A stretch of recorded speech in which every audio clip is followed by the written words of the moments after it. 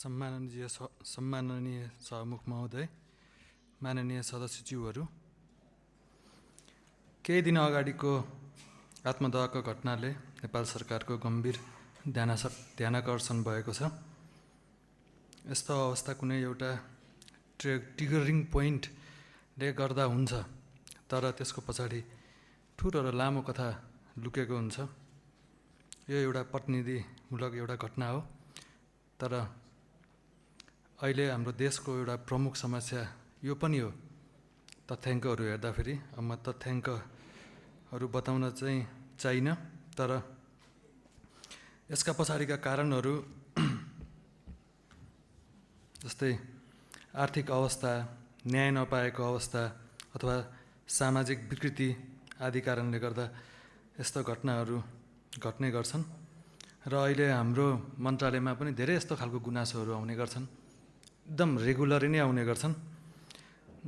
उदाहरणको लागि हाम्रो अब भौतिक पूर्वाधार मन्त्रालयमा धेरै जसो गुनासोहरू चाहिँ लेबरहरूले गर्छन्, पेमेन्ट पाएन भनेर भेन्डरहरूले गर्छन्, पेमेन्ट पाइएन भन्छन्।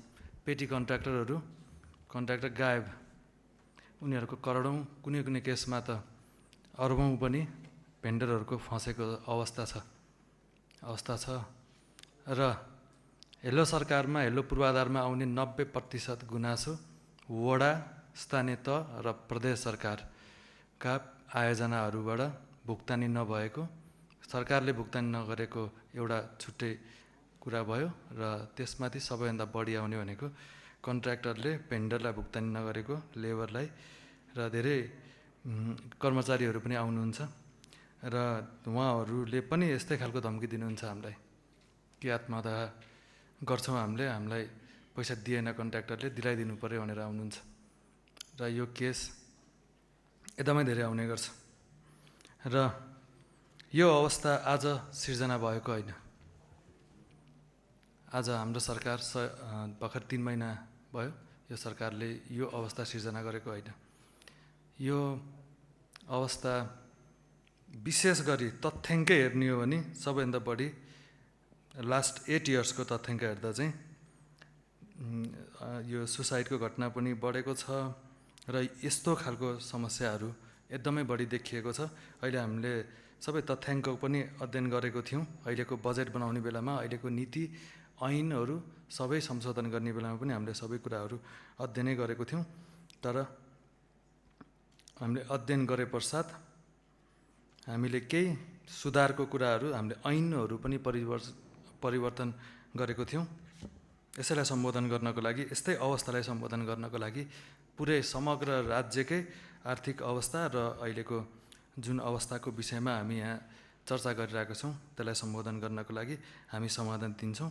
सरकारले समाधान गर्न सक्छ र मैले केही उदाहरणहरू दिन्छु कसरी हामीले अब समाधान गर्दैछौँ भनेर। हामीले अब गर्छौँ भन्न म आएको छैन, हामीले गरि नै सक्यौँ। हामीले नीतिगत रूपमा यसलाई समाधान गरिसक्यौँ। ऐन संशोधन गरेर केही ऐनहरू संशोधन भइसके र केही ऐन संशोधन हुने क्रममा छ र अहिले केही मसौदा ड्राफ्ट भइरहेको छ, केही चाहिँ ड्राफ्ट हुने क्रममा छन्। र हामीले यो साल सुशासन र विशेष गरी नीतिगत रूपमा सुधारको वर्षको रूपमा हामीले काम गरिरहेको छौँ। र अहिलेको अवस्थालाई व्याख्या गर्नको लागि लास्ट 8 वर्षमा के भयो त, कसरी यो अवस्थामा पुग्यो भनेर म हजुरलाई थोरै प्रकाश पार्न चाहन्छु। यो हामीले राज्यले सबैभन्दा बढी जनतामा पैसा रिलिज गर्ने भनेको खरिद ऐन मार्फत हो। सबैभन्दा बढी पैसा त्यो मार्फत रिलिज गर्छ, पब्लिकमा, कर्मचारीमा होइन, पब्लिकमा। हामीले अहिले भर्खरै खरिद ऐन संशोधन त गऱ्यौँ, तर मैले पहिलाको ऐन किन संशोधन गऱ्यौँ भनेर पहिला प्रकाश पार्न चाहन्छु।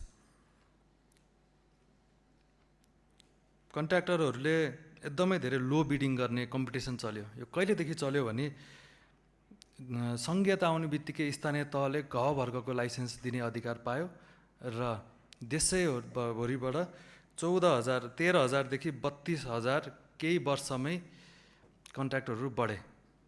त्यसपछि एकदमै लिमिटलेस प्रतिस्पर्धा सुरु भयो। हरेकमा आपूर्तिकर्ता, कन्सल्टेन्ट, कन्ट्र्याक्टर जुन हिसाबले हाम्रो खरिद ऐनले काम गर्छ त्यसमा एकदमै बढी कम्पिटिसन सुरु भयो र कन्ट्र्याक्ट नै पाउनको लागि 46% बिलो जाने, 30% अहिले एभरेजमा 31% बिलो जान्छ contract on an average 31-32% below जान्छ।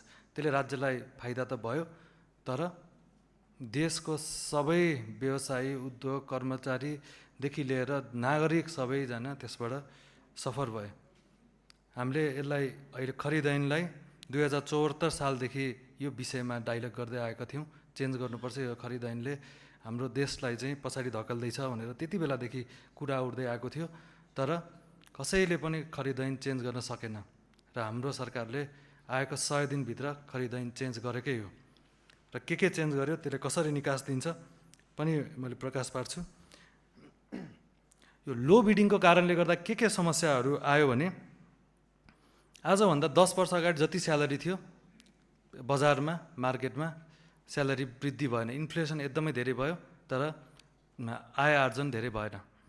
धेरैजनाहरू चाहिँ फ्रस्ट्रेसन, अब विदेश जानु पर्नुको कारण पनि त्यसले सिर्जना गर्यो। त्यसपछि भेन्डरहरूलाई पेमेन्ट नगर्ने एकदमै प्रवृत्ति, अझै यो कोभिड महामारी पछि चाहिँ भेन्डरहरूले पेमेन्ट नपाउने, एउटा निश्चित ग्याप रहिराख्ने, जस्तो 100 रुपियाँ भुक्तानी दिनु छ कुनै भेन्डरलाई भने उसले 70 रुपियाँ दिने, 30 रुपियाँ अड्काइदिने, र ऊ 30 रुपियाँले त्यही 30 रुपियाँ खप्रिँदा फेरि त्यो भेन्डर पनि डुब्यो र उसले लोन पनि तिर्न सकेन, लोन पनि डुब्यो। आज तथ्याङ्कै हेर्नु 90% भन्दा बढी हाम्रो सप्लायरहरू, उद्योगपतिहरू यही प्रब्लमको शिकार छ। यही कारणले गर्दा फेरि काम पनि हुन सकेन टाइममा। यही कारणले गर्दा अब कुनै ठाउँमा बाटो चाँडो पिच भयो भने र ढिलो पिच भयो भने धेरै फरक पर्छ। त्यहाँको कृषि उत्पादनले बजार पाउँछ, थोरै पैसामा बजारसम्म पुर्याउन पाउँछ, थोरै ढुवानीमा। त्यसले गर्दा समग्र पहाडी क्षेत्रमा उत्पादन हुने कृषि उपजहरूको बजार मूल्य सुनिश्चित हुन सकेन। उहाँहरूको त्यो महँगो पर्ने भएको कारणले गर्दा, ट्रान्सपोर्टेसन कस्टले गर्दा फेरि उहाँहरूको पनि बिजोग अवस्थामा पुग्यो।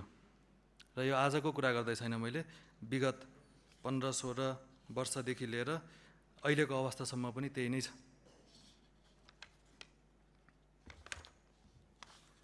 अझै त्यहाँसम्म त ठिकै थियो, लेबर मार्केट सकियो, सबै विदेश गयो, अहिले त लेबर पनि पाउँदैन, ब्याङ्क र वित्तीय संस्थाहरू पनि भिक्टिमाइज भए, आम नागरिक पनि भिक्टिमाइज भए। अझै त्यसमाथि व्यवसायीहरूले अतिरिक्त पैसा मागेर कर्मचारीले इकोनोमिक डिजास्टर नै क्रिएट गरेको छ। अतिरिक्त भनेको पिसी, हरेक चिजमा सिस्टमेटिक पिसी। यो प्रवृत्तिले यसरी देशलाई यस्तो भार पार्यो कि यसले गर्दा, त्यही भएर हामीले सुशासन भ्रष्टाचार सकाउँ भनेर अहिले भ्रष्टाचार विरोधी सरकारले चाहिँ सबै ठाउँमा हात हाल्यो, सबैतिर कन्फ्लिक्ट, सेयर मार्केट पनि डाउन छ, धेरै कुराहरू डाउन छ।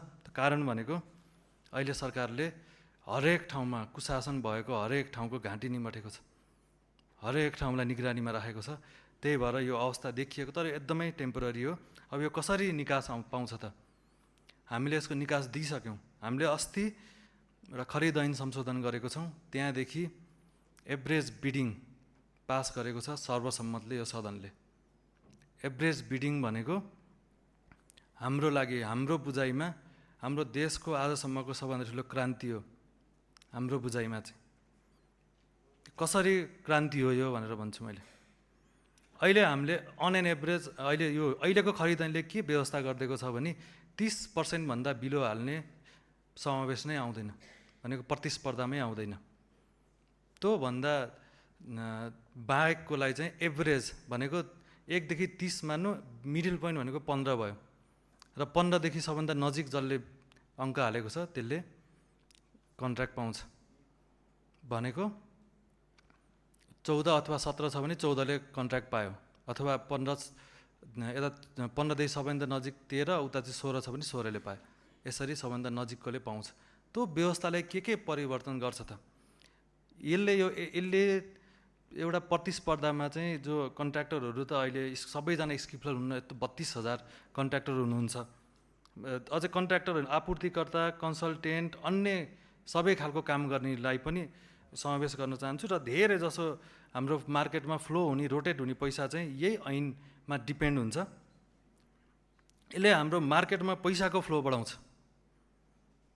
यसले हाम्रो कन्स्ट्रक्सन र आपूर्तिमा क्वालिटी पनि बढाउँछ। लेबर मार्केटको डिमान्ड र स्यालेरीमा उल्लेख्य मात्रामा हामीले अब स्यालेरी भनेको लेबर मार्केटमा हामीले यति स्यालेरी दिन सकिन्छ कि यो ऐन कार्यान्वयन हुँदै गएपछि कालान्तरमा गल्फमा गएको, मलेसियामा आएको मान्छेहरू नेपाल फर्किन एकदम सहज वातावरण बन्छ। किनभने आज पनि हाम्रो मन्त्रालय अन्तर्गतको धेरै प्रोजेक्टहरूमा लेबर नै छैन, मान्छे छैन, मार्केटमा कोही इन्ट्रेस्ट नै छैन। किनभने त्यो लो पेमेन्टले गर्दा यसले लो पेमेन्टको पनि समस्या समाधान गर्छ।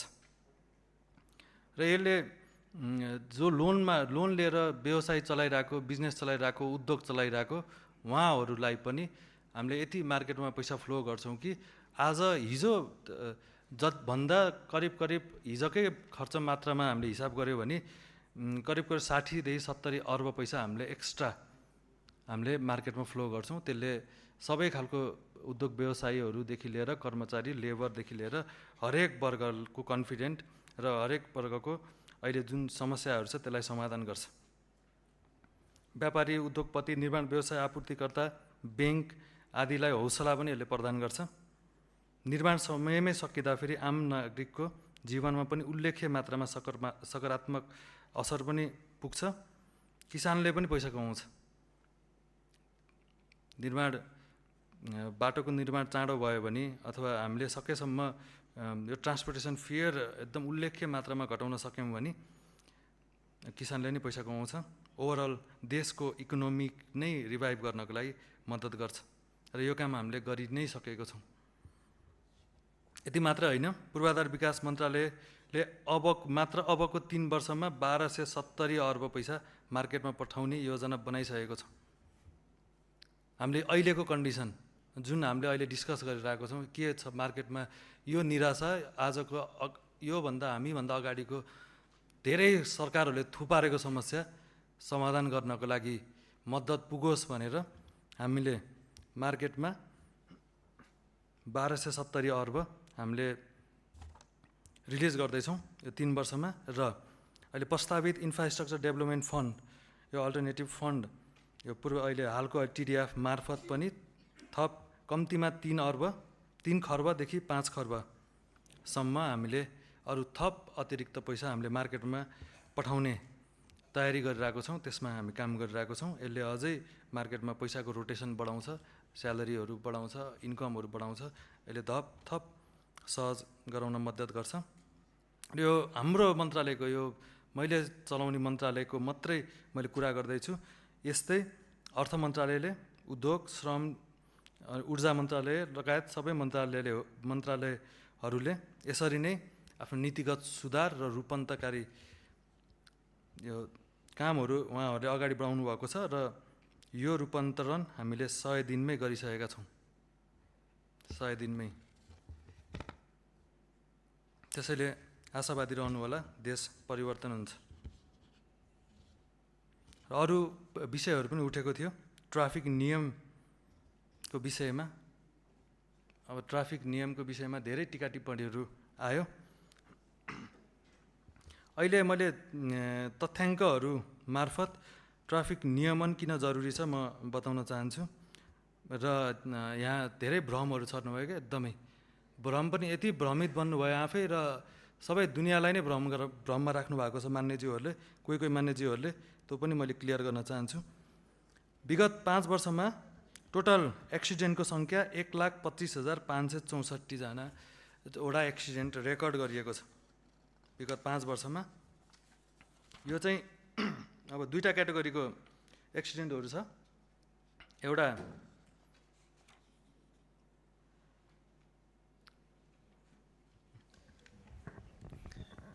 नियमावलीको कुन नियम आपत्ति मान्ने सदस्य?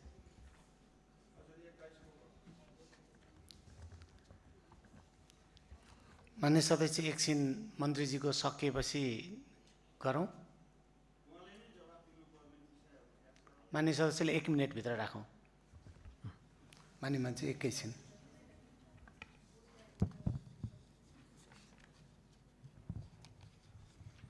सभामुख महोदय, समयको लागि धन्यवाद। मान्य मन्त्रीज्यूले दुईटा कुरा हामीलाई गम्भीरतापूर्वक आक्षेप गर्नुभयो। पहिलो कुरा, हामी माननीयहरूले ठुलो भ्रम र अन्यल पैदा गरेका छौँ। सभा महोदय, यो भ्रम र अन्यल जो हामीलाई लान्छित गरेर लगाइयो, हामीले त्यस्तो सिर्जना गऱ्यौँ भनेर, यो कुरा गलत हो। यस कुरालाई सच्याइ पाऊँ। दोस्रो कुरा, सभा महोदय, उहाँले 3 वर्षमा चाहिँ 1270 अर्ब रुपियाँ हामी बजारमा ल्याउँछौँ भन्नुभयो। अहिले त भर्खरै यहाँ 1 वर्षको आर्थिक वर्षको बजेट पारित भएको छ। कसरी यो 3 वर्षको कुरा उहाँले प्रक्षेपित गर्नुहुन्छ? धन्यवाद। मान्य मान्छे अगाडि बढौँ। ट्राफिक नियम किन जरुरी छ भने अहिले हामीले हाल रेकर्ड गरेको विगत 5 वर्षको टोटल एक्सिडेन्टको सङ्ख्या 1,25,564 रहेको छ र यसमा ओभर स्पिडको कारणले गर्दा मात्रै 59,423 वटा दुर्घटना घटेको छ र केयरलेसनेस, गाडी चलाउँदाखेरि निदाएको केस होला, मोबाइल चलाएको केस होला, ध्यान भड्केको केस, त्यस्तो केसले गर्दाखेरि 35,145 वटा एक्सिडेन्ट भएको छ। यो ड्रिङ्क एन्ड ड्राइभ केसबाट चाहिँ 7,419 वटा यस्तो खालको एक्सिडेन्टहरू भएको छ र लास्ट 5 वर्षमा रोड एक्सिडेन्टबाट मात्रै 12,452 जनाको ज्यान गएको छ। र यो हाम्रो अझै भर्खरै नारायणघाट बुटवल सडक र पोखरा मुगलिङ सडकमा त यति धेरै दुर्घटना भएको छ कि केही महिना अगाडि नै 3 जना साना साना बच्चाहरूले एउटा ओभर स्पिड गाडी ल्याएर उहाँहरूलाई चाहिँ त्यो कारणले गर्दाखेरि उहाँहरूको त्यो सानो बच्चाहरूको मृत्यु भएको घटना पनि थियो। यो सबै कारणले गर्दाखेरि अब हामीले धेरै सडकहरू अपग्रेड गर्दैछौँ। अहिले सुरक्षित सडक भइसकेका छैन र अहिलेको ट्राफिक जरिमानाहरू पनि वैज्ञानिक छैन। र यसलाई वैज्ञानिकरण गर्ने क्रममा अब केही विषयहरू चाहिँ जुन मैले त अहिलेसम्म आफ्नो हातमा हेरेको त छैन कति छ जरिमाना भनेर, र मान्यज्यूहरूले प्रस्तुत चाहिँ गर्नुभएको त त्यस्तो होइन। उहाँहरूले प्रस्तुत गरे भन्दा फरक छ। हाल चर्चामा रहेको जरिवाना मिडियामा आए जस्तो ओभर स्पिडको 50,000 यो त्यो भनेर त्यस्तो खालको कुराहरू आएको छ, त्यस्तो खालको छैन।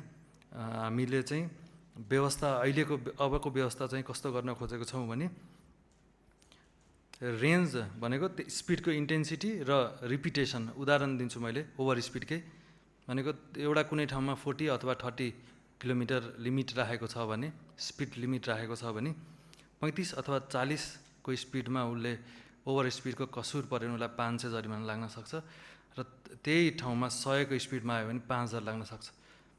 र यही कुरा पटक पटक रिपिट गरिराख्यो, एउटै 100 को इन्टेन्सिटी 4 चोटि 5 चोटि रिपिट गरिराख्यो भने 50,000सम्म पुग्न सक्छ र 30-40 को इन्टेन्सिटी रिपिट गरिराख्यो भने उसको 5,000सम्म पुग्न सक्छ। त्यही भएर स्पिड र स्पिड इन्टेन्सिटी र रिपिटेसनको आधारमा हामीले जरिमानाको व्यवस्था गर्छौँ। त्यो भनेको 500 देखि 50,000सम्म पनि लाग्न सक्छ। त्यसपछि पनि अझै गल्ती गर्नुभयो भने लाइसेन्स रद्द हुने खालको व्यवस्था हुनसक्छ। र अर्को एउटा बुदाहरू पनि हामीले थप्नेछौँ जसमा हामीले जरिमाना रकम श्रम भुक्तानीद्वारा परिपूर्त पनि गर्न सकिने गरी विधेयकमा आउनेछ।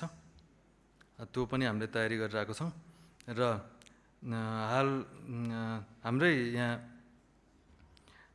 सदनमा चाहिँ अस्तिको केसमा 10,000 जरिमाना तिर्न नसकेर आत्मदाह गर्नुभयो भने भ्रम फैलाइयो। यस्तो भ्रम चाहिँ नफैलाउनु होला।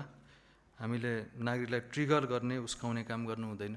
यस्तो केसमा चाहिँ हामीले एकदम संयमित भएर समस्याको समाधान पो गर्ने हो। सबै कुराहरू गर्न हुँदैन। र यो मानवीय त्रुटिले मात्रै एक्सिडेन्टहरू धेरै भएका छैनन् र हाम्रो रोडको कन्डिसनले गर्दा नि धेरै दुर्घटनाहरू भएको छ।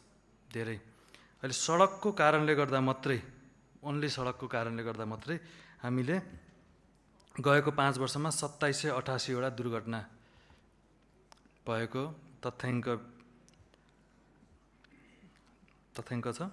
जसमा मौसमको कारणले गर्दा 422वटा दुर्घटनाहरू भएका छन्। अहिले अब यो खालको दुर्घटनाहरू हामीले अहिले सबै ठिक गर्न नसके पनि अहिले हामीले विपद प्राधिकरण मार्फत अथवा हाम्रो मन्त्रालय मार्फत पनि अहिले ठाउँमा उपकरणहरू राखेको छौँ र संवेदनशील क्षेत्रमा सडक बन्द गरेर भए पनि नागरिकको रक्षा गर्नेछौँ। अहिले हामीले कहीँ रिस्क एरियाहरू हुन्छ, हाई फ्लड रिस्क एरियाहरू भएको ठाउँमा, पहिरो खस्ने ठाउँमा, त्यस्तो ठाउँमा पानी परेको खण्डमा हामीले सडक नै बन्द गरेको छौँ, अहिले गरेको छौँ नागरिकको जीवन रक्षाको लागि।